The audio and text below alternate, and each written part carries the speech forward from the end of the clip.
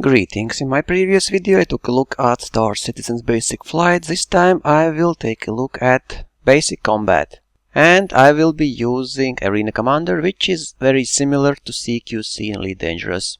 Unlike Elite, where you can only multiplayer in CQC, Arena Commander allows you to play with other players as well as with AI enemies only. Spectrum Match is multiplayer and Drone Sim is single player. I don't own Avenger Titan myself, but it's supposed to be light cargo hauler that it's more than capable of handling itself in fight. So let's try it. Now let's start with HUD. There are 4 keys, F1, F2, F3, F4, and you can see changes. Overview, weapons, power, shields. In weapons, but you need to press home, I think, yeah, and then you can access it. I would like to be able to do this all with HOTAS without programming it, but it's work in progress. Hopefully there will be a lot of customization options. This is fire group 1, 2 and 3, and if you click on this weapon you will enable it or disable. In Elite Dangerous we can have only 2 keys for firing our weapons. In Star Citizen we can have up to 4. But for now I will only use default variants of ships. And it's what every new player will have when he starts the game without any previous knowledge about the game. It's actually a good way to tell how developers think about new players and their ships. Vehicle name will decide size swarm. Weak laser cannon. Skilled, okay. This is why you should do all tests in free flight and not in combat simulation. Here's my first enemy. On top left corner you can see my ship holo image and below it's G1, G2, G3. In Arena Commander manual it says that G1 is weapon components, G2 shields and avionics, and G3 engines and maneuvering thrusters. So if somebody knows exactly what G1, G2, G3 does, please tell me. Under Shields tab you can prioritize your shield level distribution between all of the ship's various shield segments, like front, back, left and right, top and bottom, but not all ships have all 6 shield facings. Combat actually feels like CQC. It's fast paced and you are not limited by your yaw. You can use it very effectively, not only for fine tuning your aim, it probably requires some time to get used. There's an option to match your speed with target speed. In Elite you don't have anything like that. Same goes for arrows pointing towards enemies. Looks weird. Radar is positioned almost same place, middle bottom, and it's kinda self-explanatory. You can see which ships are up or down, behind or in front. I don't like colors. Enemies should have something more distinct. Why they are not red? But it's work in progress and I hope we will be able to customize this. What's actually interesting is that both games have exactly same approach to speed limits. In Star Citizen and Elite, normal speed, in combat 160, 340, with boost or afterburners 250, 430, plus minus, and both games have exactly same limitations. Well, only exception is 350 Racer in Star Citizen, which can reach top speed 375 and afterburner 540. And unlike Elite, you can use afterburner for quite some time before it wears down. You just keep it pressed and you will fly very fast. So you are actually in control of afterburner. I wonder if devs will not tweak down Racer's speed, because we had Viper Mark III with 500 meters per second in Elite Dangerous and it got nerfed. As it seems, speed limitations in both games are very similar. But what about mass? And this is interesting because for now in Star Citizen we can fly ships only as heavy as Sidewinder, Eagle, Viper Mark III in Elite Dangerous, so really light and agile ships. I wouldn't worry about too high maneuverability in Star Citizen because of that. In example, Hornet is around 25 tons, Mustang Aurora 16-18, Freelancer 55, Constellation 128, Vandal, Glaive 31, Sabre 21. Basically we are flying ships with a mass around 15 to 40 tons in most cases, and Sidewinder hull mass 25 tons, outfitted can be up to 60 tons. Eagle up to 100 tons, Viper Mark III up to 130 tons. Basically, fully outfitted Viper Mark III is on same level as Constellation. Cobra Mark III iconic ship, hull mass 180 and fully outfitted it can reach 320 tons. So it's like 10 times heavier than most ships we are flying in Star Citizen now. So they really should be very agile, and they are. And if we speak about mass, let's compare dimensions. In example, Constellation, 27 meters wide, 61 meters length and 13 height.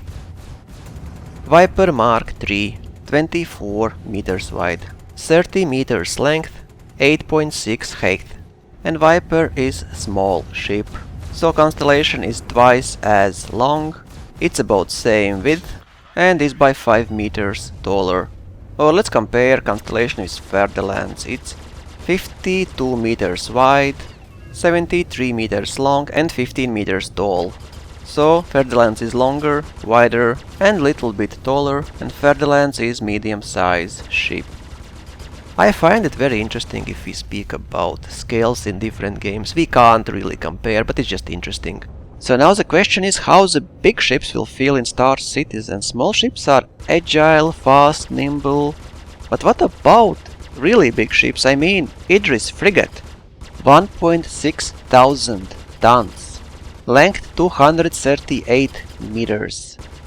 In Elite we have Federal Corvette, an example, 168 meters length and hull mass 900 tons, so outfitted I would say 1.7 thousand.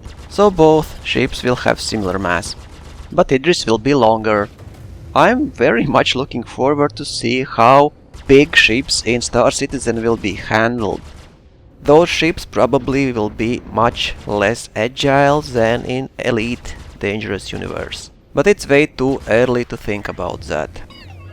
So what I did like about Arena Commander and basic combat. I remember when I first time played Arena Commander, it felt completely wrong with my HOTAS. It was unnatural, I don't know why. Of course I can't tell you how it really feels in space, but it just didn't feel satisfying, interesting, fun. Now it's actually quite enjoyable. Still, we must remember that we can only fly very small ships if we compare Elite Dangerous to Star Citizen, so don't expect ships to be very different. After all, they are as big as Sidewinder Eagle Viper Mark III, but in most cases even smaller. But even with such small size, you can feel difference when you fly sometime different ships. They do handle differently. I liked how unnerved yaw felt. So you are not limited by your pitch and roll tactics, you can yaw as well, effectively. I also like that you are not limited by blue sweet spot when you are turning, you don't really care much what speed you are maneuvering.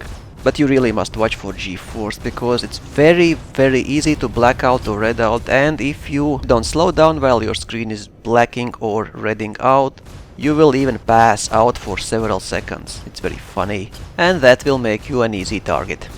Same as in Elite, weapons can overheat, different weapons generate different heat levels, and if weapons overheat they cease firing, so keep an eye on weapon heat levels. Gameplay feels enjoyable so far. What I did not like about Arena Commander? First of all, HUD color I don't like.